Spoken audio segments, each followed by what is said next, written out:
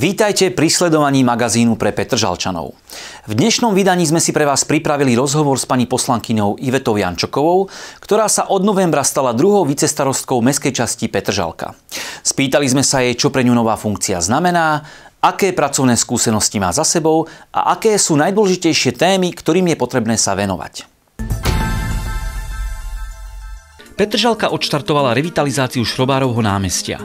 Vznikne tak ďalší kvalitný verejný priestor určený na rekreačné a športové aktivity. Pred pár dňami zahájili stavebné práce a tie predbežne potrvajú do konca januára 2022. V okolí chorvátskeho ramena si obyvatelia Petržalky všimli poškodené dreviny. Na svedomí ich má nezbedný bobor, ktorému zachutili petržalské stromy. Vzhľadom na to, že hrozilo nebezpečenstvo ich pádu, museli pracovníci pristúpiť k okamžitému zásahu. Najviac poškodené stromy vyrúbali a osadili ochranné plachty na tie dreviny, ktoré ešte živia šancu na záchranu. Petržalka už tradične vždy na jar a na jeseň pristavuje pre svojich obyvateľov veľkokapacitné kontajnery, do ktorých je možné umiestniť nadrozmerný odpad. Ide o bezplatnú službu, ktorou chce samospráva odbremeniť Petržalčanov od odvozu odpadu na vlastné náklady. Jesenný zber bude prebiehať v mesiacoch november a december a kontajnery budú v uliciach umiestňované vždy v útorky a štvrtky od 12. do 18. hodiny. V apríli tohto roku sa z osobných dôvodov vzdala pozície prvej zástupkyne starostu mestskej časti Bratislava Petržalka miestna poslankyňa Lídia Ovečková. Výkonnú moc v petržalskej samospráve tak zabezpečoval starosta Jan Hrčka a jeho druhá zástupkyňa Jana Hrehorová. Od 1. novembra sa pani Hrehorová presúva na pozíciu prvej vicestarostky a na voľnú pozíciu druhej zástupkyne starostu bola menovaná poslankyňa Iveta Jančoková. Čo táto funkcia zahŕňa, čo bude náplňou práce a ako to celé vníma, sme sa opýtali priamo novej druhej vicestarostky pani poslankyne Ivety Jančokovej, ktorú vítam u nás v štúdiu. Dobrý deň prajem. Dobrý deň, ďakujem za pozvanie. Tak čo to teda pre vás znamená, tá funkcia druhej vicestarostky Petržalky? Čo sa tým pre vás zmení a čo to možno znamená pre obyvateľov Petržalky? Tak určite je to taká veľká výzva.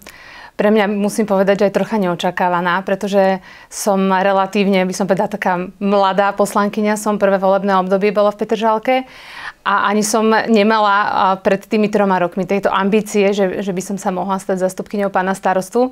Ale veľmi si to cením a veľmi si to vážim, že sa pán starosta takto rozhodol. A je to teda určite veľká výzva pre mňa ako pre človeka a určite pre mňa ako pre poslankyňu. A verím, že teda môj príchod prinesie niečo pozitívne, teda viac pozitívnych vecí do Petržalky a že teda budem ten posledný rok nápomocná. Čo sa tým mení? Čo ste robili predtým ako poslankyňa hlavne? Aká bola činnosť vašej práce a aký bude rozdiel teraz, keď už budete vo funkcii druhej vicestarostky? No, určite sa toho opäť veľa zmení, lebo ako poslankyňa som nemala možnosť až tak aktívne a výkonne sa zapájať do tej činnosti tej mestskej časti. Poslanec je skôr ako keby taká kontrolná pozícia, alebo je takým hlasom toho obyvateľa, toho občana smerom k tomu vedeniu a snaží sa teda nejakými svojimi postrehmi a tomu, čo sa dopočuje, aké podnety dostáva od obyvateľov, posúva ďalej a otvára tieto témy, či už na zastupiteľstve alebo na rôznych komisiách v rôznych oblastiach. Čiže teraz sa z takej kontrolnej, možno takej kritického oka presúvam do toho výkonu, čo priznám sa, že mne je ako človeku aj možno také bližšie. Ja som radšej taký typ človeka, ktorý si vyhrnie rukávy a teda pustí sa do práce.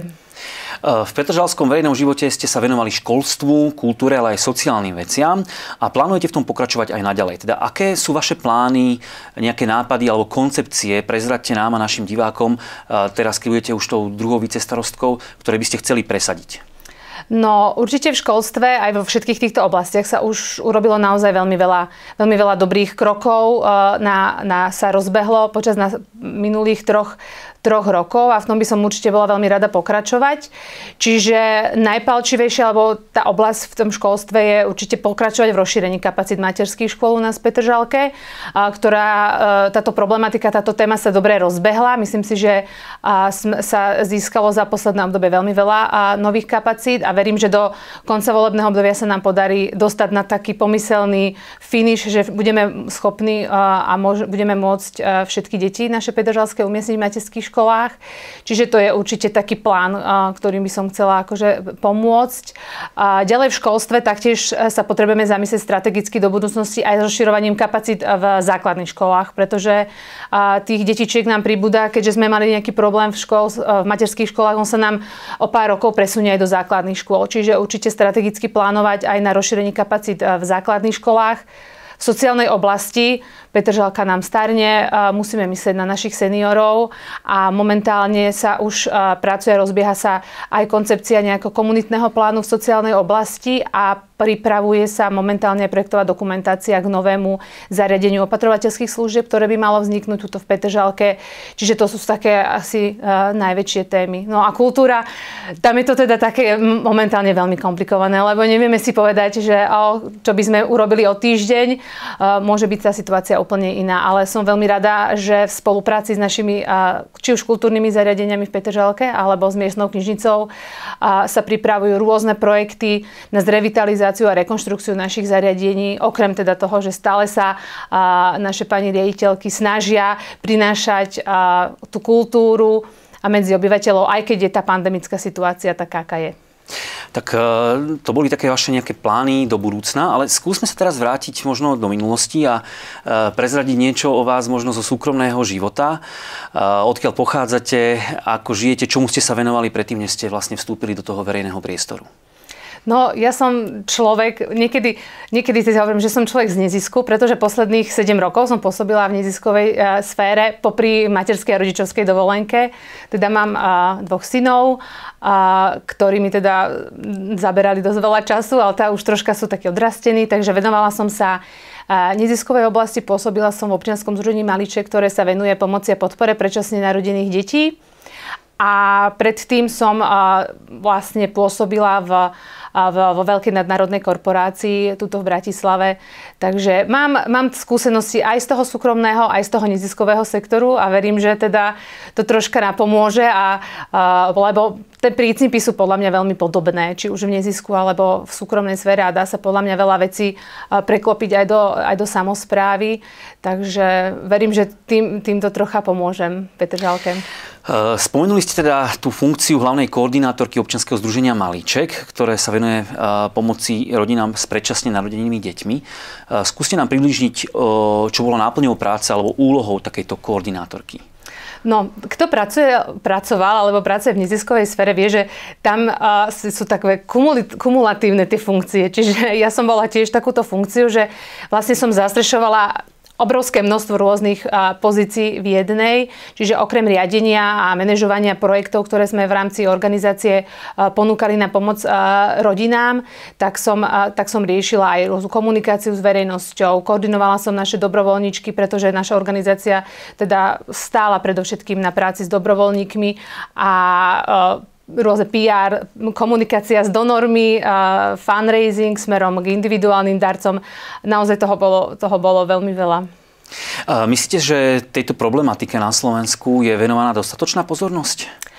No, táto problematika určite nie je taká, možno, že v súčasnej dobe taká najvypuklejšia, že sa asi o nej teda najviac hovorí, lebo je to určite problém, lebo predčasných narodených detí je veľmi veľa. Je to momentálne každé 11. dieťa sa na Slovensku narodí predčasne, čo je viac ako 5000 detí ročne. A to hovoríme o deťoch, ktoré sa narodia aj 3 mesiace pred plánovaným termínom narodenia a prináša tento predčasný pôrod so sebou veľa rizik. Čiže je dôležité upozorňovať na túto problematiku, pomáhať týmto rodinám, aby ten štart hlavne v tých prvých týždňoch, prvých mesiacoch bol čo najlepší.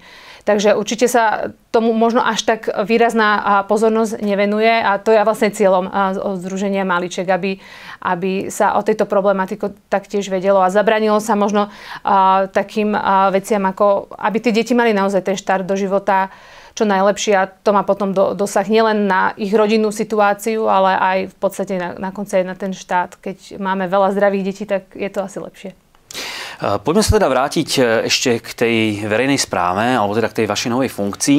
Ktoré sú podľa vás najpálčivejšie otázky, ktoré si vyžadujú byť riešené prioritne pred ostatnými, čo sa týka tých oblastí školstvo, kultúra a sociálne veci? Tak určite v školstve, ako som už spomínala, rozširovanie kapacít, či už v základných, teda v materských školách, na čom sa teda veľmi intenzívne pracuje, ale taktiež už si pripravovať tie podklady aj na rozširovanie kapacít v základných školách a paralelne s tým, ale to nie je otázka len ako keby nafúknutia a pridania rôznych teda tých priestorových možností preto, aby sme mohli prijať pre tie deti, ale s veľkým problémom, ktorým sa boríme, je aj to, že nemáme dostatok učiteľov. Čiže na to taktiež musíme myslieť a je to potrebné riešiť. Momentálne sa snažíme poskytovať rôzne benefity našim novým učiteľom v podobe rôznych príspevkov, či príspevkov aj pri nástupe alebo počas tej práce na to extra vzdelanie, alebo sa snažíme poskytovať aj učiteľské byty.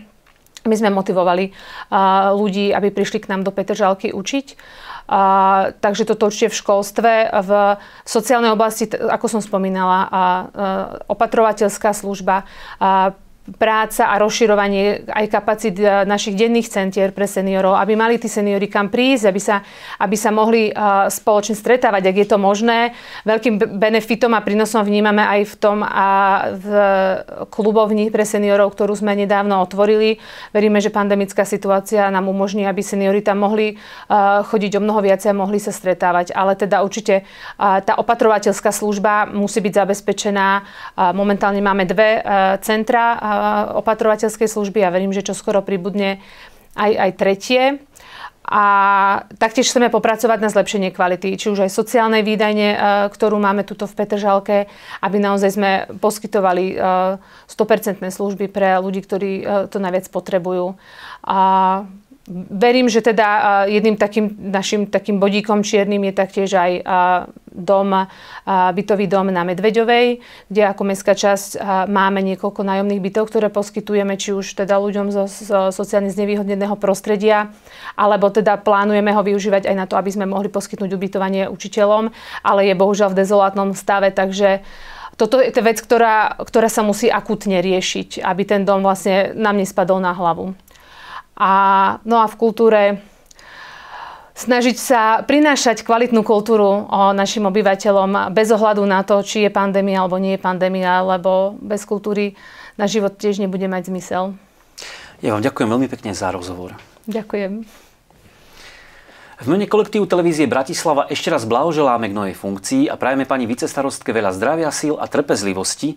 Nech sa jej na novej pozícii darí a nech sa podarí dosiahnuť všetky ciele, ktoré si stanoví. Relácia Petržalských 13 je na konci. Všetky aktuálne informácie o Petržalke nájdete na petržalskom webe alebo facebookovej stránke. Novinky a zaujímavosti z najväčšej mestskej časti vám prinesieme opäť o týždeň. Dovtedy dovidenia.